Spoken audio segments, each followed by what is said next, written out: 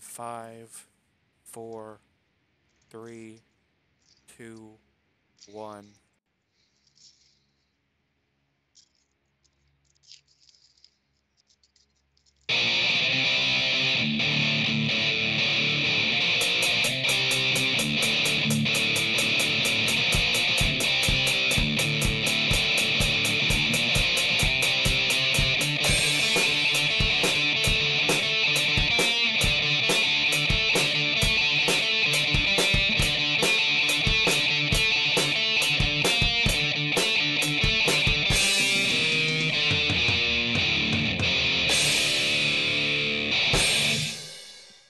All right, so welcome to the second review, and indeed the final review of this week's Fragments of Silicon Reviews. Up this time is a game called Assault Gunners HD Edition. That title might entail, this is an upport of a game called Assault Gunners, which is a third-person mech action game. And let's talk about that HD edition for a bit. Because if you can't see the footage, or granted, Petty Fan is currently in hangar mode, but this was a PlayStation Vita game, and it looks like a PlayStation Vita game, or possibly a higher end PlayStation portable game. Yeah, I'm going with portable. This game is kind of lacking in the production value, even for a portable game. Yeah. It's really, really bad in some areas, like the pop-in. Enemies will just show up. And, everything looks pretty basic and blocky and bland. Granted, we are dealing with mech suits here, but... Still doesn't... Yeah, there's not much texture on them, and the environment doesn't look quite right either. In terms of console and, geometry, I'd say PlayStation 2, and that's being generous. But it's also the arenas themselves have the distinct odor of portable design, in that they're pretty fucking small, and the missions are very short. You're probably not going to be spending more than, say, 5 minutes on a regular mission. Now, note I said a regular mission, because there is another mode here called Inferno, which is Horde mode. It's just you fight against enemies until you die. Yeah. And I actually couldn't recommend that mode, because this game really was designed to be played in short bursts. It was also kind of designed to be played in local multiplayer, which is not an option on the PC version. No, nor the PlayStation 4 version, although I can't confirm that. That's weird, though. I guess they'd have to do, split screen or something, which people don't like anymore. It's possible. It's more they'd have to create new assets for that. Yeah. Yeah. And, the HD edition is just talking about the resolution. Yeah. The game is in full 1080p, but this is, it doesn't make a lot of difference, because these assets really weren't designed to take advantage of that resolution. So it's just enhancing the lack of everything. Also, slowdown. This game has a shit ton of slowdown. We about to see a lot of slowdown here, boys.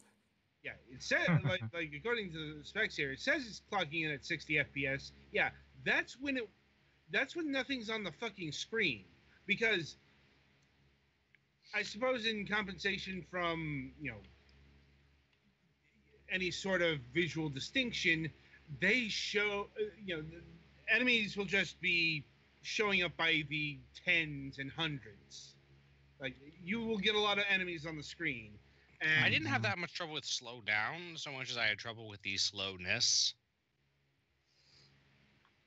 You I mean, I know these are giant tank robot thingies, but you kind of turn like a brick, and you can't move very fast unless you're boosting, and you can't boost for very long. Yeah, this is definitely more on the BattleTech side of mech design. Obviously, you're not dealing with heat sinks or anything, but these aren't the super agile anime mechs. Yeah. Mm-hmm. This ain't These no are- Gundam. Which is interesting No. because it is Japanese, and you can tell because all of your squad mates are constantly squawking at you in Japanese. Yeah, This ain't no Zaku, son. Yeah. On that note, hope you do speak Japanese because uh, the localization is kind of poor. Not so much in terms of translation, but in terms of when they bothered to do translation. Yeah, it's not gonna lie to you, and they give you almost everything important, but not are no- everything. Yeah, there are no in mission subtitles. So when characters are speaking, they're just talking in Japanese, and it's unsubtitled. Yeah, So you get Yeah. some stuff at the top corner of the screen, but that's mostly direction stuff rather than just what the chatter is. So like, granted, it's a pretty threadbare plot. Yeah, and the text crawls in between levels are translated functionally, but really don't give you any excitement or anything about for what's going on. Nope. Mm, so I wouldn't look for investiture there. No. But this game really isn't requiring it because this is more about like shit like customization. Yeah, you get Mhm. tons of different options for customizing your mech that you can unlock through gameplay, and you actually start out with a decent variety. They don't have that much difference between a lot. Like the different weapon types work differently, but You will and I see. assume the different leg types work differently, but different weapons within the same thing just sort of scale up in power mostly. Yeah, you will still see a difference because the enemies do take more damage, do more damage as it's fairly typical skill progression. Um, that being said, skills need not apply here. The game. Oh, and a thing that I found weird is you have to back out all the way to the main menu to access hangar mode, which is where you like equip parts and stuff. And that Yeah, the game- applies for all modes. So the game does suffer from kludgy design, not just here, but in Mhm. terms of, like how you attack and shit.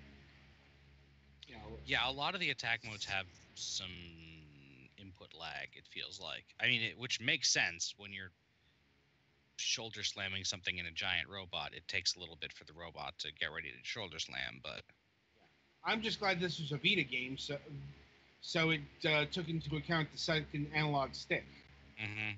Mhm. I am pleased to say that camera problems weren't really an issue. Sometimes, but yeah, you know, The nothing. camera was also a little slow, but it wasn't terrible. Yeah, nothing that you couldn't deal with.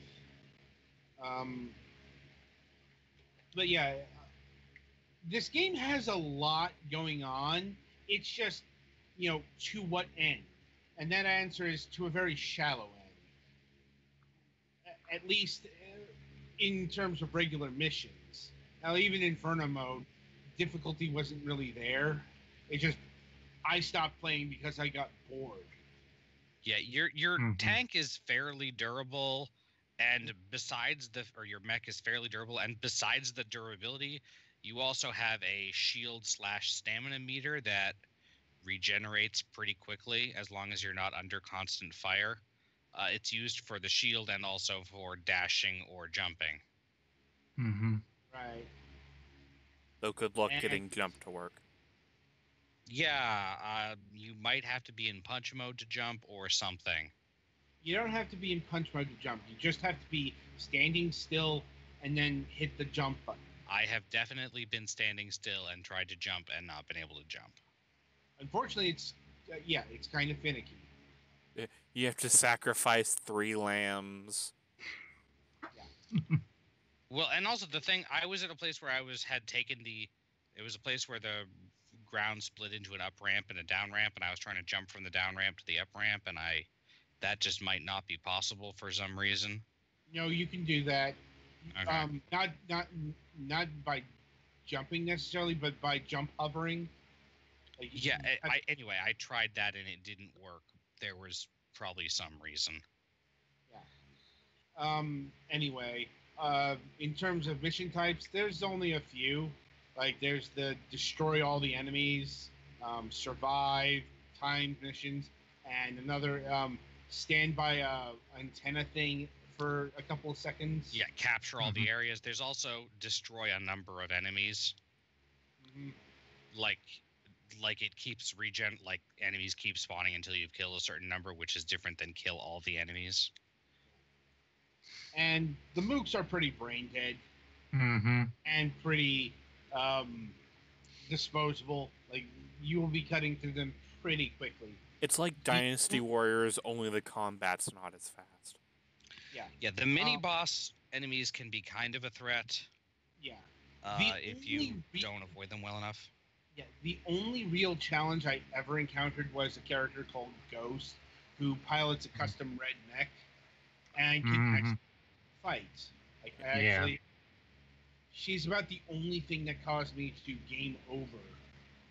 Yeah. I'm totally not Char. Well, I guess in her defense, she is a woman, so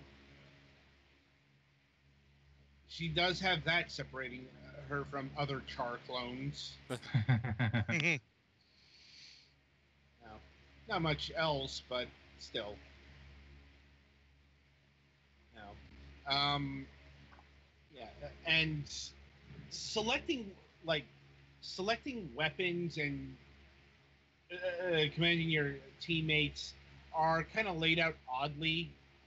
Some of it is because portable design. Like you're not going to be taking like they didn't recalibrate the controls to match a full-fledged controller. So my Xbox One triggers, they don't do anything. And yeah, you can reassign stuff. You know, you can customize your controls, but this game never took into account that many buttons. Is what I'm trying to say. Also, I will note we are reviewing the PC version. We can't really speak to the PlayStation 4 version that also exists. For some reason, the default controller is the Steam controller. Yeah, that's what's used in the diagrams and stuff, which is kind of strange. Yeah, it's like, I mean, you could say it makes sense because it's on Steam, but honestly, this is like the first game I can think of that had like the Steam controller icons as the default.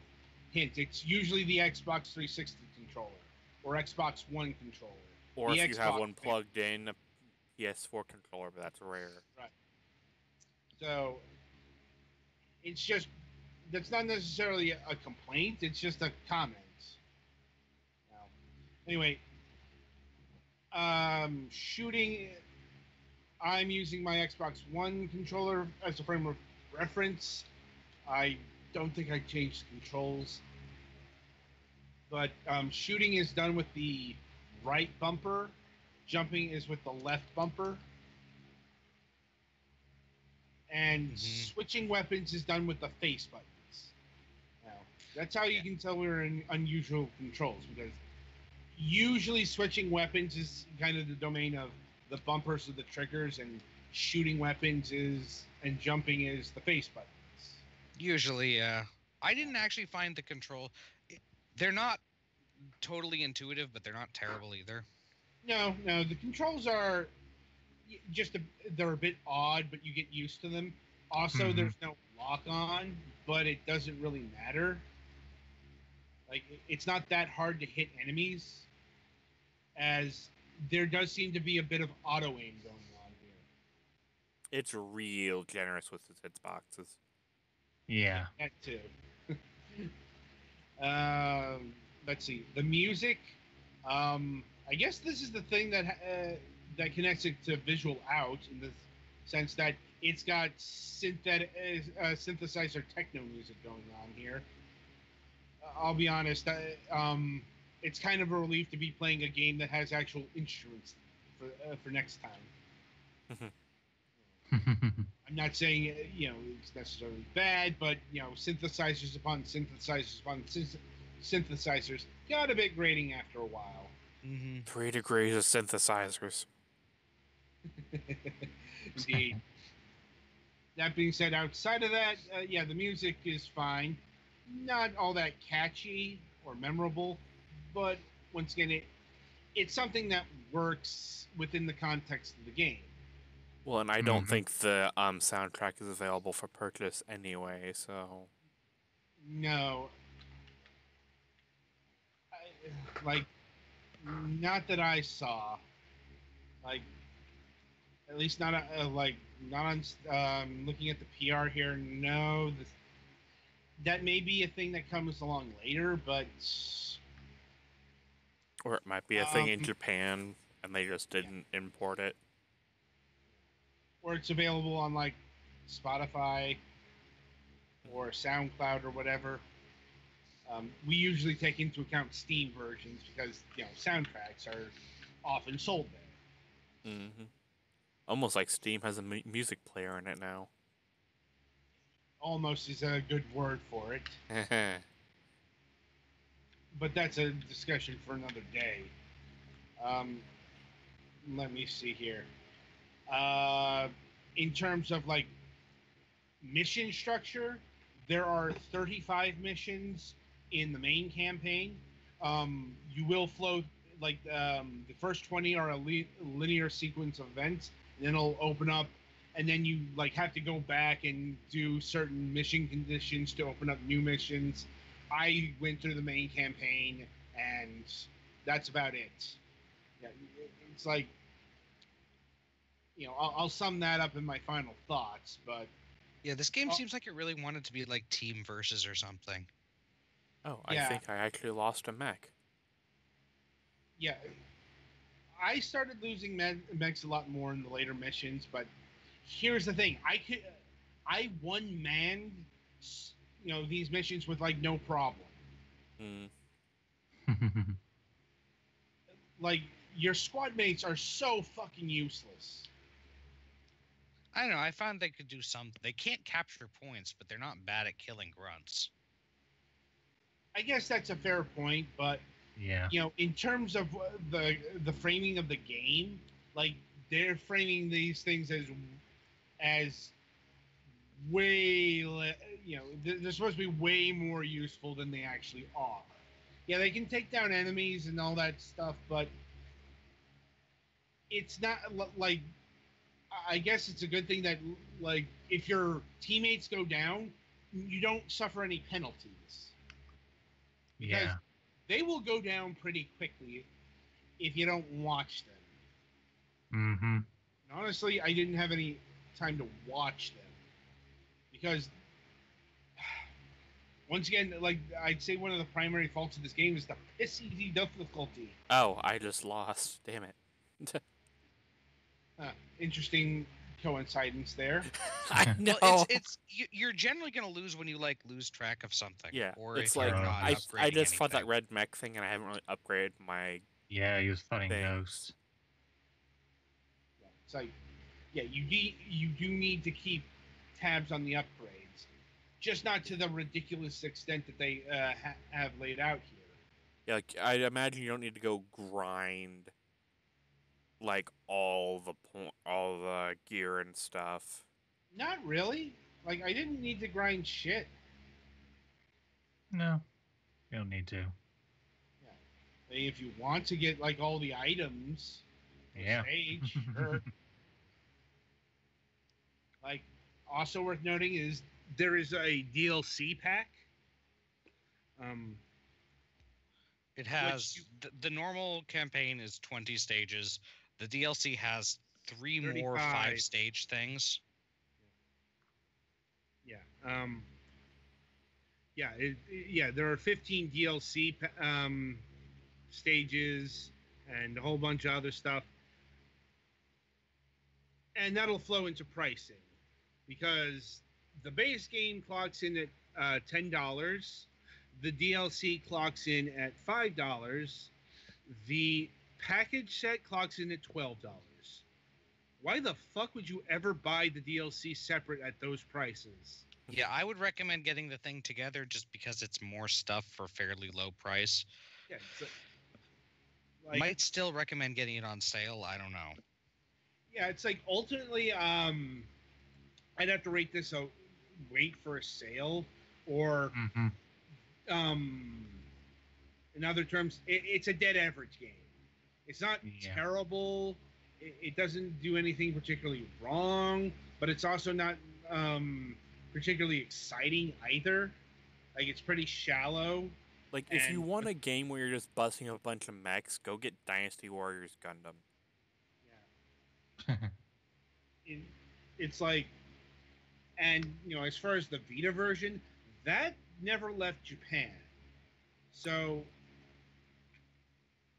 unless you're willing to import that, and I don't recommend you do, because I just don't like this game is not worth paying import fees for. Mm-hmm. Unless you can find it cheap. I don't know, like, what that going rate for this would be. It's like if it's more than $10, hell no. Like $10 is like $10 or $12 for the full package. Yeah, that's about the most I would go. Right. But as far as recommending it as a game, yeah, no, you can't really do that. It's just too lacking for such a recommendation. All right, final thoughts from you guys. It's got some quirks. It's definitely got some quirks. I thought it was reasonably fun to play, but it's a little. The controls aren't the most intuitive, and I don't know. It just seems a little bit shallow for the amount of customization there is, and the plot. It was enough that I was kind of looking to see what was happening, but also not enough that I felt like I didn't have at least a 1 in 2 chance of predicting what was happening. Yeah, it was entertaining in short bursts, but yeah, it's not something that would sit down to play for hours on end. It's definitely not a enough mobile there. game type. Yeah, it's scenario. definitely a mobile game. Like if this got ported to the 3DS or something like that. It's a Vita game. So I yeah, know. Well, yeah. So yeah, it was designed as a portable game, and it retains that design, unfortunately. Yeah. Like, right. So anything else? Wait for a sale. That's Yeah. really all I got. All right then. So the week ahead. Let me see here. I'm pleased to note that all things are going to, everyone is confirmed for this week. Hooray! We had some problems last week with the scheduling. Mm-hmm. Sometimes that happens. Sometimes people get sick. Another week where we have to not worry about starting up our Let's Play series. That hopefully never happens. Sometimes people forget their girlfriend's birthday. Yeah, that's what happened last Wednesday. Mm-hmm. So that's why that was an awkward delay for more than one reason. Anyway, coming on Tuesday, April 3rd, we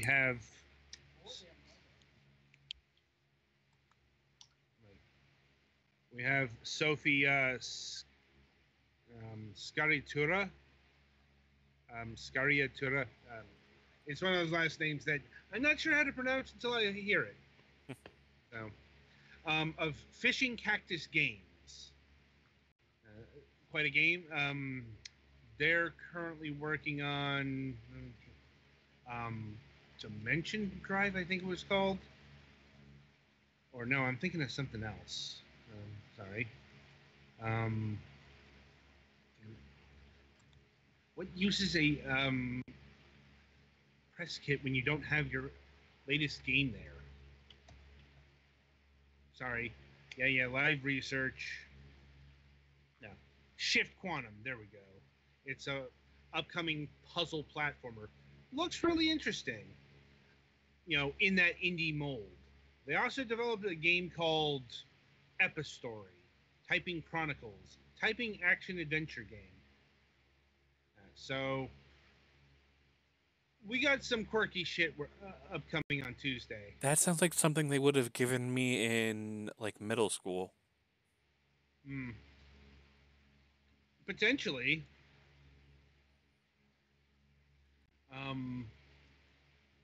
Anyway, and yeah, on Wednesday, April 4th, we have Diane Mueller of Madame Berry Games coming onto the program. The creator of Visual Out, which we just reviewed. And yeah, coming next. Oh, and coming next week, it's just one review, which means it's a fairly large game. And yeah, it's a JRPG, so need to clear time for reviewing Ni no Kuni 2. Mm-hmm. Right, until Tuesday, I will wish you good gaming.